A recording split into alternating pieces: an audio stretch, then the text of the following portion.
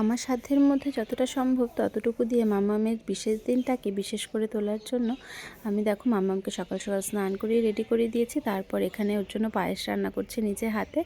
আর ওর জন্য সব রকম নিরামিষ রান্না করেছিলাম, 5 রকম ভাজা, ভেজ ডাল, পনিরের তরকারি, তারপর হচ্ছে মিষ্টান্ন যা যা থাকে। তারপর দেখো ওর বাবা ওকে আশীর্বাদ করছে, আর আমার আর ওর বাবার তরফ থেকে যে এই গিফটটা ওকে এই বছরের জন্মদিনে দেওয়া হয়েছে।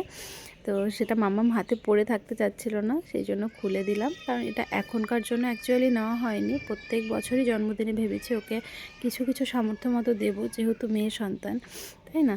তো যাই হোক, এইবার হচ্ছে ওর দিদা ওকে আশীর্বাদ করছে, আর আমি আশীর্বাদ করে ওকে একটা জামা দিলাম, তোমরা দেখতে পেলে। আর ওর দিদা ওকে আশীর্বাদ করে নূপুর দিয়েছে। তো নূপুরগুলো কিন্তু ওর ভীষণ পছন্দ হয়েছে, আর এখন ওই নূপুরগুলোও পরে আছে, মানে ওর খুবই ভালো লেগেছে।